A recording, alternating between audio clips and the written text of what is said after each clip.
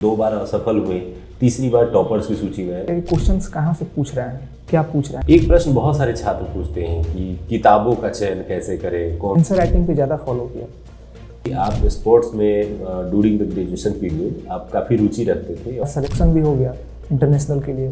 China और Thailand जैसे देशों में मैंने भारत का प्रतिनिधित्व भी किया। इंटरव्यू में जब आप जाते हैं तो कई बार दुविधा रहती है कि क्या पूछा जाए। कुछ ऐसे प्रश्न याद आ रहे हैं जो लगता है कि आप शेयर कर सकते हैं? स्वागत है राजन भारती जी आज के इंटरव्यू प्रोग्राम में। आप डीएसपी पद के लिए चयनित हुए हैं, तो सबसे पहले आपको बहुत बहुत बधाई। धन्यवाद सर, मुझे भी आपसे मिलकर काफ़ी खुशी मिल रही है। सबसे पहले अपना थोड़ा परिचय दें।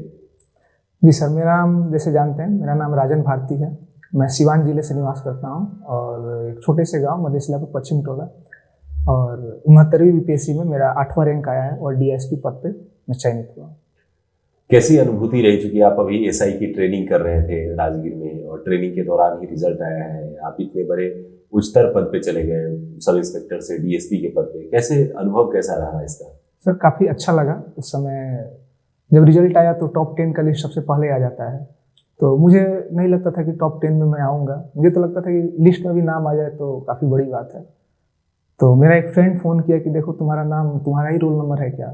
तो मैं चेक किया, कम से कम 10 बार 15 बार चेक किया, तो मेरा ही नंबर था, मेरा ही रोल नंबर था। तो सबसे पहले मैं अपनी मम्मी को फ़ोन किया, मम्मी पापा काफ़ी खुश हुए।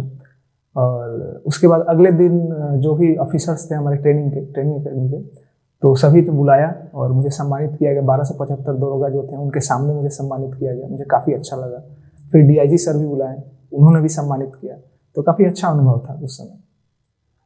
तो डीएसपी पद पे चयनित होने के बाद मुख्य रूप से जब आप टॉपर्स की सूची में आप देखें तो उससे पहले क्या सोचते थे, कैसे टॉपर्स कौन बनते होंगे, क्या मैं बन सकता हूँ, इस तरह का ख्याल? ऐसा ख्याल तो कभी आता नहीं था जल्दी कि टॉप 10 में मैं आ जाऊंगा। जैसे 67, 68 में जो टॉपर का लिस्ट पहले ही आ जाता था, तो उस समय मैं देखता था तो सोचता था कि काश ऐसा मेरे साथ भी होता, लेकिन मुझे उम्मीद नहीं था कि मैं भी आऊँगा। और जब आया तो अभी भी मुझे कभी कोई विश्वास नहीं होता कि मेरा रोल नंबर है, मैं ही आया हूँ। तो काफ़ी अच्छा लगा था उस समय।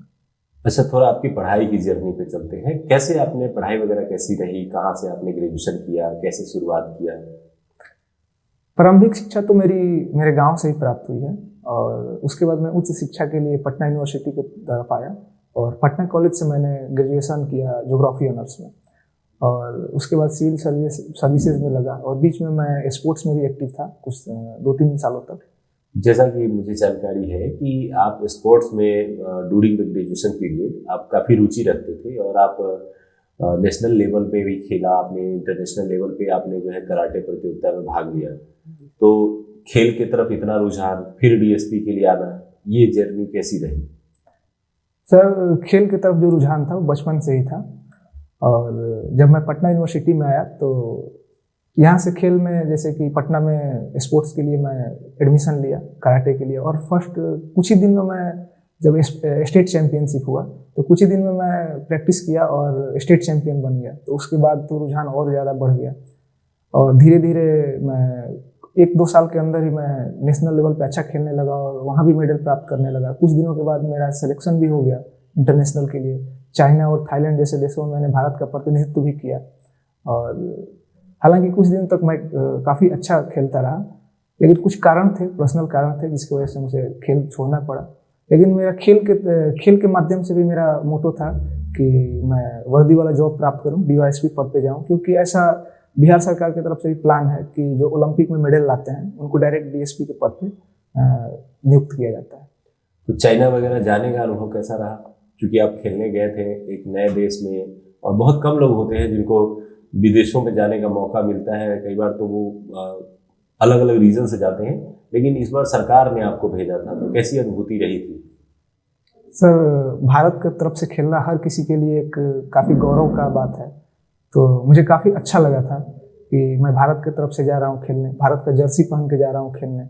वहाँ जाने के बाद जब हम लोग एयरपोर्ट पे गए तो वहाँ पे जो भी कुछ लोग मिले तो हम लोग से ऑटोग्राफ लिए कि, तो उस समय काफ़ी मुझे अच्छा लग रहा था कि एक नए तरह का सेलिब्रिटी की तरह लग रहा था, वाली फीलिंग आ रही थी। हाँ। और चाइना जाने के बाद वहाँ थोड़ा सा लैंग्वेज प्रॉब्लम हो रहा था, लेकिन चाइना से हम लोग सीख सकते हैं। काफ़ी अच्छा कंट्री है, साफ़ सुथरा प्लेस है और डेवलपमेंट भी काफ़ी ज़्यादा हुआ है। आप जब खेल में थे तो एक सामान्य धारणा है बिहार में स्पेशली कि जो लोग खेल के प्रति रुचि रखते हैं, खेल में ज़्यादा एक्टिव रहते हैं, उनको सोसाइटी में ऐसा माना जाता है कि पढ़ने के प्रति शायद रुचि नहीं होगी, पढ़ने में अच्छा नहीं है, इसीलिए खेलने को ज़्यादा ध्यान देता है। आपको भी इस तरह की आलोचनाओं का सामना करना पड़ा?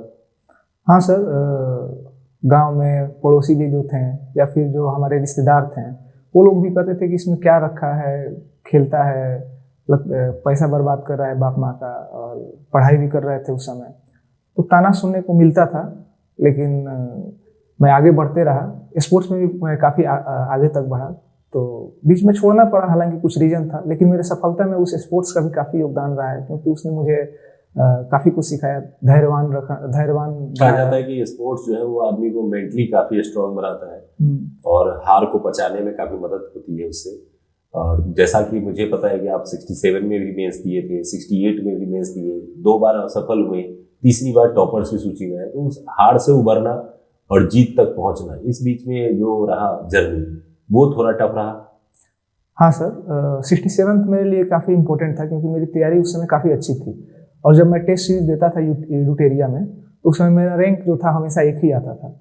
और जब मेरा मेंस का रिजल्ट नहीं आया तो उस समय मुझे काफ़ी झटका लगा था। तो उस समय मैं घर गया था और घर जाके कम से कम 1 महीने तक रहा था और खुद को रिफ्रेश किया था। और फिर आके 68 का मैं तैयारी किया और उसमें भी अच्छा मेरा गया। और 68 में भी मैं रिजल्ट नहीं ले पाया, तो थोड़ा बुरा लगा। नया सिलेबस था, सब चीज़ चेंज हो गया था। लेकिन 69th में मेरा सिलेक्शन हुआ, तो पीछे वाला सब चीज़ भूल चुका हूँ, क्योंकि 67th और 68 का जो फेलियर था वो आगे आकर मेरे लिए अनुभव का काम किया और मैं इस रैंक तक पहुँचा। जैसे कि आपने कहा कि आप बीपीएससी की तैयारी कर रहे थे आफ्टर ग्रेजुएशन और हिंदी माध्यम से कर रहे थे, तो ग्रेजुएशन के बाद जब बीपीएससी की तैयारी कर रहे थे तो ज़्यादातर छात्र एक दुविधा में रहते हैं कि क्या हम सिर्फ बीपीएससी की तैयारी करें या साथ साथ हम प्लान बी लेके चले कि नहीं, हम SI, Bihar SSC, railway SSC, इन सब की भी तैयारी साथ साथ करते रहे। आपने क्या प्लान बनाया? सर, मेरा एक ही प्लान था, बीपीएससी ही था। स्पेशली मैं बीपीएससी का तैयारी कर रहा था। जैसे मैं बीच में पढ़ाई छोड़ चुका था, तो और 2 साल लगभग मैं घर पे बैठा रहा, कुछ कारण थे। और मैंने यूट्यूब पे स्क्रॉल करते समय एक वीडियो देखा, आप ही का वीडियो था। तो वहीं से मुझे फिर से पढ़ाई जो रीस्टार्ट मैंने किया, आप ही को देख के किया। और यूट्यूब के माध्यम से आपका टोटल वीडियो देखा, टोटल नोट्स बनाया। और जो भी फॉर्म भरता था तो वर्दी वाला ही मेरा रुचि था। तो एक दरोगा का फॉर्म भरता था और एक बीपीएससी का फॉर्म भरता था, और किसी पे मैं फोकस नहीं करता था। और मेरा अच्छा भी जाता था जो भी एग्जाम दिया। दरोगा वाला में फर्स्ट टाइम दिया, वहाँ भी पीटी हो गया, मेंस में कुछ नंबर से रह गया। और जो भी योगदान रहा, आपके वीडियो का काफ़ी बड़ा योगदान रहा। हालांकि मैं आपसे मिला भी उस समय नहीं था, पहली बार मिल रहा हूँ। एक ऐसे गुरु हैं आप सर की, जो कि बिना मिले हुए भी आपने मेरी काफ़ी मदद की है। वो शुरुआती दौर थे, हमारे लिए भी काफ़ी संघर्ष का दौर था और काफ़ी नया अनुभव भी था। उस समय पढ़ाना मैंने शुरू किया था, तो मेरी इच्छा भी यही थी कि बहुत सारे बिहार के छात्र ऐसे हैं जो घर से बाहर नहीं जा पाते हैं, अच्छे कोचिंग्स या दूर दूर अच्छे टीचर्स के पास नहीं पहुंचते हैं, तो क्या वो घर पे रह के पढ़ सकते हैं। तो उन्हीं चीज़ों को ध्यान में रख करके मैंने वो शुरू किया था। और जब आज 4-5 सालों के बाद आप जैसी सफलता देखने को मिलती है, आप जैसे छात्र जो उस वीडियोस की सहायता से इतनी लंबी जर्नी तय करके आए हैं, तो कहीं ना कहीं लगता है कि हाँ, जो मेहनत की गई थी वो अपने मुकाम पे पहुंची है। मैं एक क्वेश्चन करना चाहूँगा कि आपने जो तैयारी शुरू की, तो उस क्रम में बीपीएससी में 2-3 चीज़ें हैं, प्रारंभिक परीक्षा, मुख्य परीक्षा और इंटरव्यू। इसमें प्रारंभिक परीक्षा के लिए क्या स्ट्रेटजी आपने रखी थी? प्रारंभिक परीक्षा जो है, प्रीलिम्स है, उसके लिए मैंने सबसे पहले तो बेसिक जो था, वो आपके वीडियोस जो थे यूट्यूब पे, शायद अभी भी अवेलेबल है वहाँ पे, तो उसका नोट्स मैंने बना लिया था। लगभग सभी सब्जेक्ट के थे, तो उसका नोट्स बना लिया था और उसको अपडेट करता था। जैसे घटना चक्र हो गया या कोई और बुक हो गया, उसको अपडेट करते रहता था। और प्रीलिम्स के लिए उसी को फॉलो करता था, उसी को मल्टीपल रिवीजन करता था। ये नहीं कि चारों तरफ भटकते रहता था, ये बुक वो बुक पढ़ते रहता था। और प्रीलिम्स में मेरा काफ़ी अच्छा नंबर भी आता था केवल उसी आधार पर। और प्रीलिम्स में सबसे ज़्यादा वेटेज है करंट अफेयर का। तो करंट अफेयर के लिए मैं एडुटेरिया का जो बिहार का आता है और जो इंडिया के लिए आता है उसको मैं देखता था। और मेरा नंबर जो है कट ऑफ से हमेशा 10 नंबर 15 नंबर ज़्यादा ही रहता था, केवल उसी पर फोकस करके। और जो मेरे दोस्त जो थे वो लोग इधर उधर भटकते थे, तो मुझसे लगभग 10-15 नंबर नीचे ही रहते थे, कट ऑफ के आसपास रहते थे। मतलब आप ये कहना चाहते हैं कि कुछ सोर्सेज का यूज कीजिए, उसको मल्टीपल टाइम रिवीजन कीजिए, उसी को ऑथेंटिक करके अच्छे से पढ़िए, ना कि नए नए चीज़ों को ज़्यादा पढ़िए। जी। पीटी के बाद एक बड़ा चैलेंज होता है, क्योंकि हमारे यहाँ जो सिस्टम है जिसमें ग्रेजुएशन तक की पढ़ाई के दौरान कभी भी मुख्य परीक्षा को हम कह सकते हैं कि मेन सिलेबस में नहीं रखा जाता है। सिर्फ एग्जाम के समय बच्चे पढ़ते हैं, एग्जाम देते हैं, लेकिन जब वो कंपटीशन में आते हैं, खास करके सिविल सर्विसेज में, तो मुख्य परीक्षा लिखना एक बहुत बड़ा चैलेंज हो जाता है। और ना केवल लिखना, बल्कि उसको अच्छे ढंग से क्वेश्चन के फॉर्मेशन में जाके लिखना, तो उसके लिए क्या अलग रणनीति बनाई? क्योंकि पीटी और मुख्य परीक्षा में एक बड़ा गैप होता है, अलग पैटर्न होता है। तो सर मुख्य परीक्षा के लिए सबसे पहले मैंने क्वेश्चन बैंक का सहारा लिया। आप ही के प्रकाशन का एक क्वेश्चन बैंक भी आया हुआ था नया नया, तो उससे मैंने एनालिसिस किया कि क्वेश्चंस कहाँ से पूछ रहे हैं, क्या पूछ रहे हैं। और बीपीएससी का उस समय 67 तक जो था पैटर्न था, वहाँ से पता चल जा रहा था कि हाँ कहाँ से क्वेश्चन आने वाले हैं।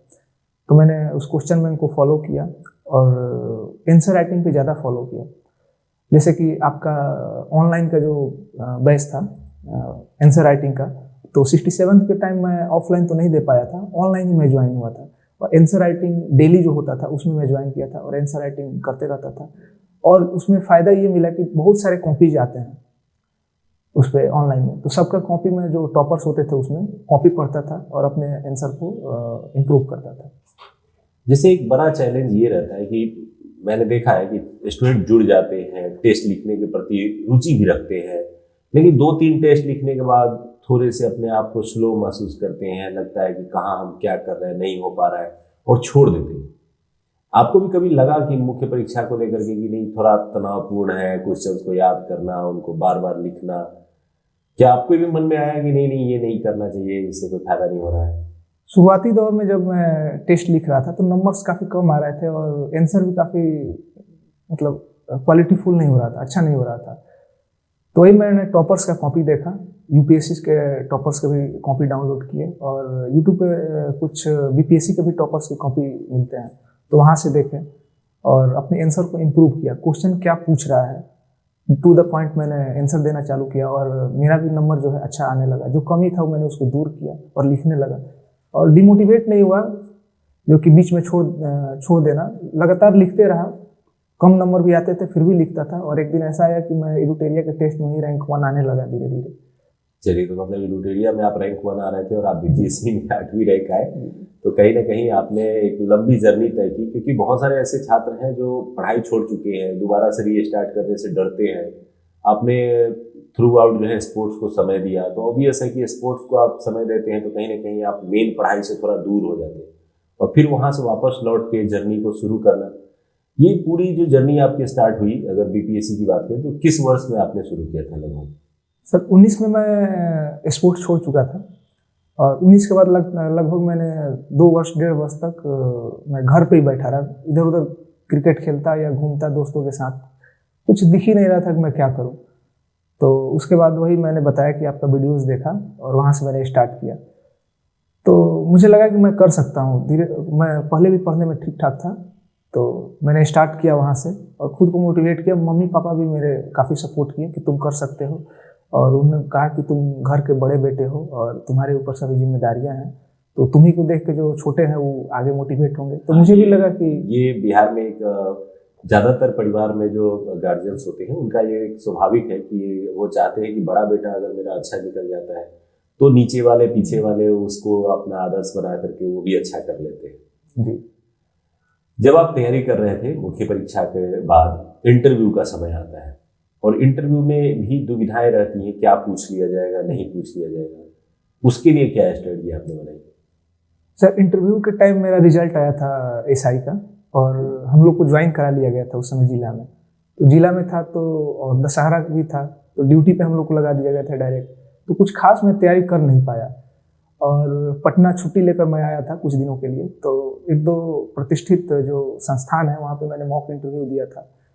एक बड़े नामी गिरामी संस्थान है जहाँ मैंने इंटरव्यू दिया, तो वहाँ पे मैंने काफ़ी मुझे डिमोटिवेट कर दिया गया और मैं निराश हो गया था काफ़ी ज़्यादा, और मुझे लग रहा था कि मैं इंटरव्यू शायद ना दे पाऊँ। काफ़ी ज़्यादा दुविधा में था और कुछ तैयारी भी नहीं था उस समय। नया नया एसआई में गया था और ऐसा ऐसा क्वेश्चन मुझसे पूछा गया कि मुझे लग रहा था कि अब नहीं होगा। फिर मैंने आपके पैनल जो थे उनके पास मैं गया, इंटरव्यू दिया और सारा बात बताया कि ऐसा ऐसा मेरे साथ हुआ है, तो उन्होंने काफ़ी मुझे मोटिवेट किया। और ऐसा रहा कि उसके बाद मैं मॉक इंटरव्यू जब वहाँ से दे के निकला विक्टोरिया से, तो काफ़ी ऊर्जावान फील कर रहा था और इंटरव्यू में मेरा नंबर भी काफ़ी अच्छा आया हुआ है। जो बोर्ड था नवल किशोर सर का 83 नंबर आया है, और इसके लिए मैं धन्यवाद देना चाहता हूँ आपके पैनल को, जिन्होंने मुझे काफ़ी मोटिवेट किया था।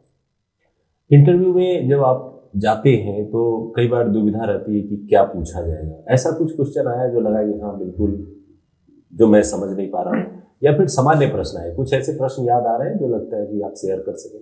जी सर, ऐसा तो कुछ नहीं पूछा गया कि जिसका आंसर मैं नहीं दे पाया। लगभग सभी आंसर्स मैंने दिया था और फैक्चुअल क्वेश्चन पे इंटरव्यू मेरा नहीं चला था। कुछ देर ऑप्शनल पे चला और इंट्रो वगैरह चला। उसके बाद एक जो साउथ इंडिया के मेंबर थे, उन्होंने एक क्वेश्चन पे लंबा खींच दिया, जैसे कि भगवान और साइंस में किसको आप प्राथमिकता देंगे। इस पे लगभग मेरा 10 मिनट तक इंटरव्यू चला। तो मुझे भी काफ़ी अच्छा लगा, क्योंकि मैं अध्यात्म की तरफ भी मेरा रुझान है, तो इस पे मेरा काफ़ी अच्छा इंटरव्यू गया और मुझे लगता है कि इसकी वजह से भी मेरा अच्छा नंबर आया है। तो इंटरव्यू में अच्छा आपका रहा और अच्छे मार्क्स आए। निबंध अभी जो मुख्य परीक्षा का एक बहुत ही बड़ा हिस्सा है, निबंध की तैयारी के लिए आपने क्या प्रयास किया और निबंध में क्या ऐसा आपने किया कि आपको बहुत अच्छे मार्क्स आए? सर, निबंध के लिए सबसे पहले मैंने जो भी साहित्य हैं, जैसे कि मैंने गोदान पढ़ा था, चित्रलेखा पढ़ा। इसके अलावा मैं हमेशा से न्यूज़पेपर पढ़ता था और भी नॉवेल्स जो है मैं पढ़ते रहता था। उसका मुझे काफ़ी हेल्प मिला। और इसके अलावा मैं डेली एक निबंध लिखता था। जब भी हम लोग दोस्त रहते थे, मेरा आंसर वो चेक करते थे और मैं उनका आंसर चेक करता था, और जो भी कमी रहता था उसको दूर हम लोग करते थे। डेली लिखते थे हम लोग। आपको कितने मार्क्स आए निबंध में इस बार? सर 201 मार्क्स आए हैं, क्योंकि अच्छा नंबर। क्योंकि 300 में से निबंध में 201 नंबर लाना एक बहुत ही तारीफ का विषय है, और शायद इसीलिए आप इतना बढ़िया रैंक इंप्रूव कर पाए और 8वीं रैंक तक आप पहुंचे। आपका ऑप्शनल विषय क्या रहा? ऑप्शनल सर मेरा ज्योग्राफी था। आपने ज्योग्राफी से ऑनर्स किया था, इसलिए आपने वो रखा था। और एक क्वेश्चन आता है कभी कभी, बहुत सारे स्टूडेंट पूछते हैं कि भाषा शैली, कोई कहता है इंग्लिश मीडियम बहुत बढ़िया है, कोई कहता है हिंदी मीडियम से ही हो सकता है। आपको क्या लगता था, या क्या आपको लगा दुविधा इसमें? सर, ऐसे पेपर आ जाने से थोड़ा सा हिंदी मीडियम थोड़ा सा अच्छा हुआ है, बराबरी पे आया है जो कंपटीशन है। पहले ऐसा होता था, वैसा माना जाता था कि इंग्लिश मीडियम वालों को GS2 में या GS1 में थोड़ा सा एज मिलता है, लेकिन ऐसे आ जाने से ये मामला जो है बराबरी का हो गया है। और हिंदी माध्यम के भी लड़के आ रहे हैं और टॉप भी कर रहे हैं। इस बार तो टॉप 10 में सिर्फ हिंदी माध्यम के छात्र थे। तो कैसी अनुभूति हुई कि हाँ हिंदी से तैयारी किए, सभी लोग टॉपर्स आए? इस तरह ऐसा होना भी चाहिए, क्योंकि जो बिहार यूपी वाला क्षेत्र है वो हिंदी भाषी क्षेत्र है। तो यहाँ जो भी सामान्य नागरिक हैं, उनसे जुड़ने के लिए हमें हिंदी आना या फिर यहाँ का स्थानीय लैंग्वेज आना काफ़ी ज़रूरी है। तो हिंदी माध्यम से भी लड़कों का रिजल्ट होना चाहिए। क्योंकि पहले ऐसा सुनने में आया था कि हिंदी और इंग्लिश का जो कॉपी चेक करते हैं वो केवल इंग्लिश माध्यम वाले ही लोग करते हैं। अब ऐसा सुनने में आ रहा है कि हिंदी माध्यम की कॉपी का जो चेकिंग है वो हिंदी माध्यम के लोग कर रहे हैं। एक प्रश्न बहुत सारे छात्र पूछते हैं कि किताबों का चयन कैसे करें, कौन सी किताबें पढ़ें, क्योंकि बहुत सारे ऐसे सामान्य छात्र हैं जिनके मन में ये धारणा होती है कि कुछ किताब हम पढ़ लेंगे और उसी से पास हो जाएंगे। जैसा कि कुछ लोग उनको डिमोटिवेट भी करते हैं, अलग अलग तरह से बरगलाते भी हैं कि हाँ ये 2 किताब पढ़ लो, इसी से जीवन पार हो जाएगा, नैया पार हो जाएगी। इस तरह का आपने देखा है? नहीं सर, ऐसा तो नहीं है। किताब आपको पढ़ना पड़ेगा प्रॉपर। ऐसा नहीं है कि कोई मंत्र है उसको रट लें कुछ किताब से तो ऐसा हो जाएगा।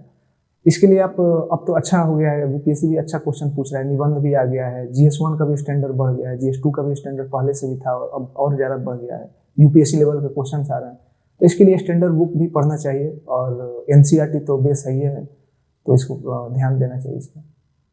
मतलब ऐसा कुछ नहीं कि हाँ एक किताब पढ़ो, विषयवार आपको किताबों का पढ़ना पड़ेगा, अध्ययन करना चाहिए, जो आप समझ पा रहा हूँ जी। चलिए, इस पूरी जर्नी में आपकी जो यात्रा रही उसमें आपने बताया कि एडुटेरिया का बहुत सारा योगदान रहा, और हम लोग भी यही चाहते हैं कि छात्र जो जुड़े हैं वो बेहतर प्रदर्शन करें अपने जीवन में अच्छा सफलता लेकर के प्राप्त करें। उसी लक्ष्य से हम लोग भी अलग अलग टीम वर्क करके, टीम के माध्यम से हम लोग काम करने की कोशिश करते हैं। और जब इस तरह के उत्साहवर्धक रिजल्ट सामने आते हैं तो हमारी टीम को ऊर्जा मिलती है, हमारी टीम भी अगले चरण में और बेहतर करने का प्रयास करती है और हम लोग कुछ कुछ नया करने का भी प्रयास करते हैं। बहुत बहुत धन्यवाद अपना समय साझा करने के लिए, अपनी जर्नी साझा करने के लिए और अपने पूरे अनुभव को हमारे छात्रों के साथ शेयर करने के लिए।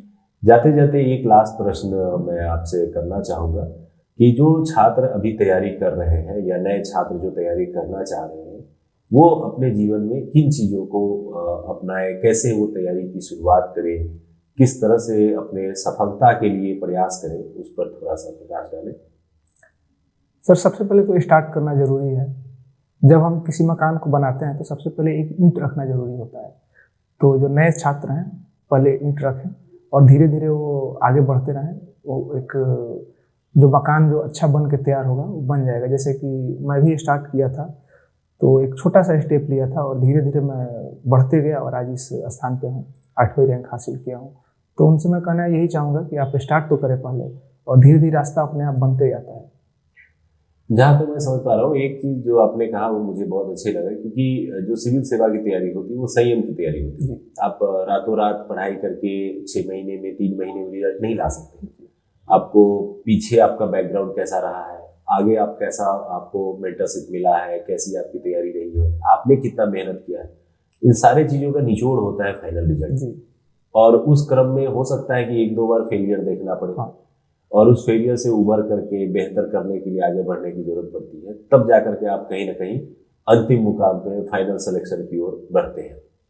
चलिए, आपके आगे के सपने पूरे हों और आपका एक उज्जवल भविष्य हो, इन्हीं शुभकामनाओं के साथ बहुत बहुत धन्यवाद। जी सर, आपको भी समय देने के लिए।